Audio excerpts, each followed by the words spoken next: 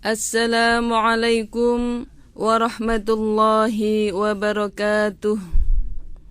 Bismillah, alhamdulillah, nahmaduhu hamdan katsiran la ghayah, wa nashkuruhu syukran aziman bila nihayah, wa nusalli wa nusallimu ala khairin nabiyyi arsalah, wa ala alihi wa sahbihi wa man tabi'alah. Amma ba'd. Pendengar yang berbahagia, alhamdulillah kita bersyukur kepada Allah sampai pada pagi hari ini kita masih diberi umur panjang. Mudah-mudahan dengan umur panjang ini kita bisa memanfaatkan untuk lebih taat kepada Allah Subhanahu wa ta'ala. Pada akhirnya kita capai kebahagiaan dunia dan akhirat. Amin. Shalawat salam semoga terlimpah atas Rasulullah Muhammad sallallahu alaihi wasallam, hamba Allah yang dijadikan suri teladan bagi manusia. Mudah-mudahan kita dapat menirunya. Amin. Pendengar, kuliah subuh ini terlaksana atas kerjasama Pondok Pesantren Nurul Faizah Rungkut Surabaya bersama RRI Surabaya. Pendengar, kita lanjutkan kajian Mukhtarul Ahaditsin Nabawiyah. Kali ini untuk pemberian arti pertama saya memakai bahasa Jawa, setelah itu diulang dan dilanjutkan dengan bahasa Indonesia. Sampailah pada hadis ke-78, istri yang baik dalam membelanjakan harta suami. Idza anfaqat, nalikane wis nafakohake sapa almar'atu wong wadon, istri, mimbaiti zaujiha, saking omahe bojone wadon, ghaira mufsidatin, tanpa ana kerusakan, kana mongko ana lahu kanggo wadon, laha kanggo wadon, ajruha pahalane mar'ah wadon mau, bima kelawan barang kang anfaqat wus nafahake sapa mar'ah, wali zaujiha lan kanggo bojone mar'ah, ajruhu ganjarane zauj, bima krana barang kang kasaba wus nyambut gawe sapa zauj, walil khazini lan kanggo wong kang jaga, mithlu padha sepadane dzalika mengkono, layang kusu ora kurang, ba'duhum sebagian wong-wong kabeh, min ajri saking ganjarane, ba'din sebagian kang liya, syai'an suwiji-wiji. Kalau diartikan bahasa Indonesia, idza anfaqat ketika menafkahkan, almar'atu seorang istri, mim baiti zaujiha dari rumah suaminya, ghaira mufsidatin tanpa ada kerusakan, kana maka ada laha bagi istri, ajruha pahalanya istri, bima anfaqat karena ia telah menafkahkan, meninfakkan, mensodakohkan, wali zaujiha dan untuk suaminya istri itu, ajruhu pahalanya, bima karena suatu yang kasaba ia telah bekerja, walil khazini dan untuk pembantu, untuk penjaga, mithlu dzalika seperti itu pula, la yang kusu tidak kurang, ba'duhum sebagian mereka, min ajri ba'din dari pahala sebagian yang lain, syai'an sedikit pun. Apabila seorang istri membelanjakan sebagian dari harta suaminya tanpa menimbulkan kerusakan, ia memperoleh pahala dari belanjanya itu karena ia membelanjakan tadi. Dan bagi suaminya pun pahala karena dia yang telah mengupayakannya, karena ia yang bekerja. Dan pahala yang serupa bagi bendaharanya, bagi penjaganya. Pahala sebagian di antara mereka tidaklah mengurangi pahala sebagian yang lain barang sedikit pun. Di sini disebut ghairu mufsidatin, tanpa menimbulkan kerusakan. Pengertian yang dimaksud ialah tidak merusak suaminya, tidak merusak ekonomi keluarganya disebabkan belanja yang terlalu banyak atau belanja yang sudah dilakukan oleh istri itu. Itu yang disebut belanja yang tidak merusak. Tetapi untuk tujuan maksiat, itu tidak dibenarkan. Hal ini termasuk pula ke dalam pengertian lafaz ini. Kalau untuk tujuan kemaksiatan berarti itu ada kerusakan. Kerusakan yang dimaksud tidak menimbulkan kekacauan ekonomi keluarga dan tidak menimbulkan dosa. Itu ghairu mufsidatin. Al-khazin, bendahara yang memegang uang dalam keluarga itu. Hal ini apabila suaminya seorang hartawan sehingga diperlukan seorang bendahara untuk memelihara dan mencatatnya, atau juga penjaga, ya, penjaga, pemelihara. Bila mana seorang istri membelanjakan sebagian dari harta suaminya tanpa menimbulkan kerusakan, sekalipun tanpa sepengetahuan suaminya, maka ia memperoleh pahala dari nafkahnya itu. Demikian pula suami mendapat pahala yang serupa karena dia yang memang menghasilkan harta itu, ia yang bekerja. Sebagaimana bendahara atau kasirnya pun mendapatkan pahala yang serupa karena ia ikut memelihara dan menjaganya, termasuk mengeluarkan harta tersebut. Pahala sebagian dari mereka tidak mengurangi pahala sebagian yang lain sedikit pun, berkat karunia Allah, karena sungguhnya Allah itu Maha Pemurah. Nah, maksudnya tidak mengurangi masing-masing 100%.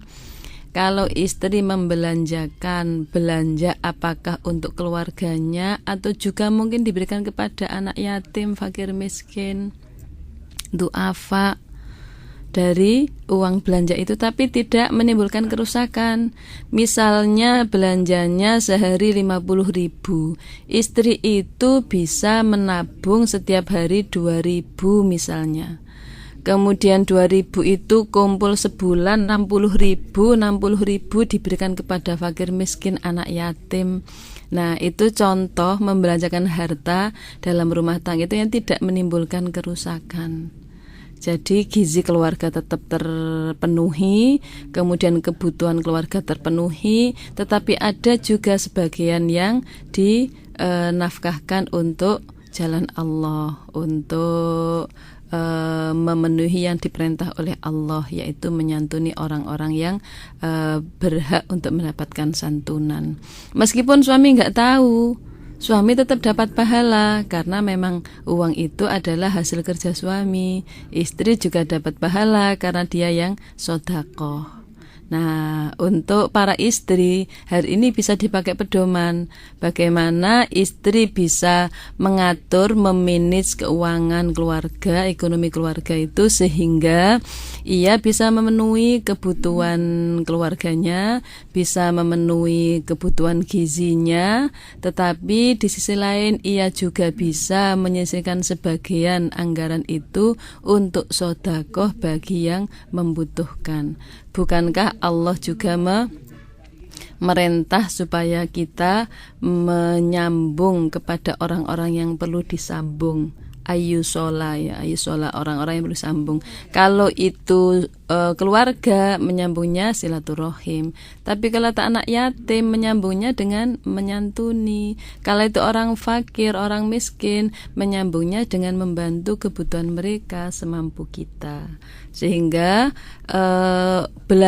uang belanja itu barokah. Bukan hanya untuk makan keluarga, tapi keluarga terpenuhi tanpa kurang sedikit pun, sementara bisa mendapatkan rizki yang mendapatkan pahala yang di luar itu. Dan nanti imbasnya Allah akan menambah banyak rizki keluarga itu. Allah akan memberi barokah pada keluarga itu, karena keluarga itu bisa memperhatikan orang lain dengan anggaran yang sudah di-planning setiap bulannya itu. Ada sebuah petunjuk dari pengaturan ekonomi keluarga Kalau itu uangnya bukan uang yang banyak atau uang yang untuk apa saja cukup, kalau uangnya yang perlu diatur sehemat mungkin, dibuat 30 amplop, ditulisi 1 sampai 30, berarti untuk belanja tanggal 1 sampai tanggal 30. Amplop lain ada amplop air, amplop arisan, amplop listrik, amplop telepon, ya, amplop pengobatan dan sebagainya. Semuanya sudah terpenuhi di awal bulan, sehingga semua yang ada dalam keluarga itu sudah ayem, tidak khawatir kehabisan. Sudah ada kalau bahasa Jawa sonok jagane, ya, sonok jagane, karena sudah amplop-amplop itu terpenuhi dan masih bisa menyisakan kalau istri itu pandai mengatur belanjanya sehingga bisa menyantuni anak yatim, fakir, miskin yang ada di sekitarnya yang saya sebutkan tadi. Nah, itulah kepandaian istri, kelihan istri, kehematan istri, barokah bagi suami, barokah bagi keluarganya, barokah bagi rizki yang akan datang. Allah malah memberi yang berlimpah karena bermanfaat pula untuk orang lain. Pendengar, kita lanjutkan pada hadis nomor 79, etika menguap. Bahasa Jawa kelangopan, itu Nabi memberikan pelajaran untuk menguap ini. Idza tatha'aba, nalikane kelangopan sapa ahadukum salah sijine sira kabeh, falyadok mongko becik nyelehaken sapa ahad yadahu ing tangane ahad ala fihi ing atase tutuke ahad, ing atase mulute ahad. Wala ya'wi lan ora nyuwara sapa ahad. Fa inna syaitana maka setuhune setan yadhaku guyu minhu saking ahad. Idza tatha'aba, bila menguap ahadukum seseorang dari kalian, falyadok maka hendaklah meletakkan yadahu tangannya ala fihi di atas mulutnya, wala ya'wi dan tidak menyuara, tidak bersuara. Fa inna syaitana, karena sungguhnya setan yadhaku tertawa minhu darinya. Nah, ini apabila seorang di antara kalian menguap, hendaklah ia meletakkan tangan pada mulutnya dan janganlah mengeluarkan suara, karena sungguhnya setan senang melihat hal tersebut. Kelangopan, itu Masya Allah, ternyata setannya tertawa melihat hal yang menurut etika kurang baik itu. Etika bagi orang yang menguap ialah hendaknya ia menutup mulutnya dan tidak mengeluarkan suara, karena sesungguhnya menguap itu merupakan pekerjaan setan. Apabila seorang tidak dapat menahan suaranya ketika menguap, hendaklah menutupi mulutnya dengan tangannya sehingga suaranya dapat ditahan, tidak keluar. Apabila ia menguap dengan mulutnya terbuka lebar dan tidak ditutupi oleh tangannya seraya mengeluarkan suara, setan merasa gembira karenanya, sebab perbuatannya ditiru. Ternyata menguap itu adalah awalnya itu adalah dari setan. Dianjurkan demikian karena Nabi Muhammad SAW seumur hidup belum pernah menguap, ya. Wala tatha'aba aslam fi mada zamani, Nabi tidak pernah menguap sepanjang zaman. Itu lam yahtalim qaddu taha mutlaqan abada wala tatha'aba aslam fi mada zamani. Nabi Muhammad tidak pernah yahtalim, mimpi keluar sperma, dan juga tidak pernah menguap seumur hidupnya. Ini yang disampaikan oleh seorang penyair. Itu termasuk keistimewaan Nabi yang tidak pernah mimpi keluar sperma dan tidak pernah menguap selama hidupnya. Nah, berarti karena menguap itu adalah semacam pekerjaan atau perilaku yang biasanya dilakukan oleh setan, dan kita juga menguap itu manusiawi gitu, setiap orang menguap, maka ajaran Rasulullah kalau kita menguap menutup mulut dan setelah itu mengucap astaghfirullahalazim, saya mohon ampun kepada Allah yang Maha Agung. Jadi kalau orang mau gitu misalnya, langsung astaghfirullahalazim. Saya pernah melihat seorang anak usia SD, begitu dia menguap otomatis selalu ia mengucapkan astaghfirullahalazim. Itu berarti hadiah hasil didikan orang tuanya yang baik. Kalau menguap baca istighfar nak, itu karena itu godaan setan. Makanya oleh Nabi diatur sedemikian rupa sampai diberitahu jangan menyuara, tutuplah dengan tangan. Bagaimanapun kalau terbuka lebar-lebar gitu ya, lo bersuara, kurang etis dalam pergaulan. Maka supaya diikuti ajaran Nabi ini, ditutup, nggak bersuara, diakhiri dengan astaghfirullahalazim gitu. Kita lanjutkan para pendengar, hadis nomor 80, menangis karena dosa. Idza tamma nalikane wis sampurna apa fujurul abdi durakane hamba, malaka mongko nguasani sapa abd, apa fujur abd, ainaihi ing mripat lorone abd, fabaka mongko nangis bihima kelawan ainaihi, mata kapan syaa karep, ya syaa karep sapa abd. Idza tamma bila sempurna fujurul abdi kedurhakaan hamba, malaka maka ia memiliki, ia menguasai ainaihi dua matanya, fabaka maka ia nangis bihima dengan dua mata itu, mata syaa kapan saja ia mau. Apabila kedurhakaan seseorang hamba telah klimaks, telah memuncak, ya, telah sempurna, maka kedurhakaan hamba itu menguasai kedua matanya. Ia dapat menangiskan keduanya kapanpun ia kehendaki.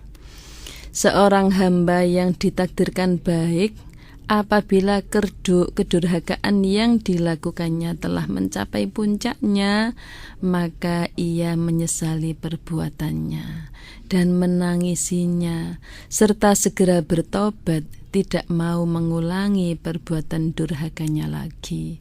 Kemudian ia kembali kepada Allah dengan mengerjakan amal-amal yang baik, mengerjakan amal soleh, rajin beribadah, rajin taat kepada Allah, menjauhi maksiat, menjauhi tempat maksiat, menjauhi teman-teman yang menyebabkan ia melakukan kedurhakaan atau kemaksiatan itu. Nah, di sini Nabi memberi pelajaran kepada kita bahwa sebenarnya manusia itu semuanya, mungkin hanya Nabi saja yang enggak, semuanya pernah berbuat fujur. Fujur itu durhaka, fujur itu penentangan, dosa. Allah berfirman dalam Al-Quran surat Asy-Syams itu ya, wa nafsi wa ma sawwaha fa alhamaha fujuraha wa taqwaha, wa nafsin dan jiwa, wa ma sawwaha dan penyempurnaannya. Kemudian fa'alhamaha maka Allah mengilhaminya, Allah memberi bekal pada jiwa itu fujuraha, fujurnya, durhakanya, penentangannya, kedurhakaannya, wa taqwaha dan takwanya. Setiap jiwa manusia itu mesti di dalamnya ada fujur dan takwa. Tetapi dalam ayat itu Allah menyebutkan fujur lebih dulu baru takwa.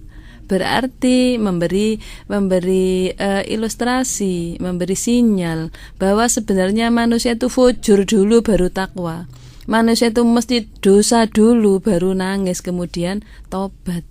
Makanya dalam hadis ini Nabi memberi pelajaran kepada kita, kalau sudah banyak dosa manusia, kalau sudah banyak kedurhakaan hamba, maka ia menguasai atau ia bisa menggunakan matanya untuk menangis, untuk bertaubat, untuk kembali kepada Allah. Menangisnya menangis bertobat, menangis minta ampun, bukan menangis yang lain gitu. Allah akan menyintai orang-orang yang berbuat jahat kemudian ia segera bertobat ini.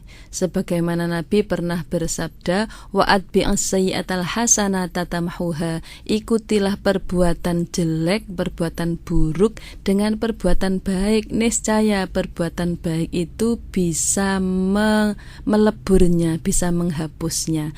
Berarti orang yang sudah berbuat jelek, maka supaya ia segera bertobat, ia berbuat baik, niscaya habislah dosanya. At-taibu kamal la dzambalah. Orang yang tobat sama dengan orang yang tidak punya dosa.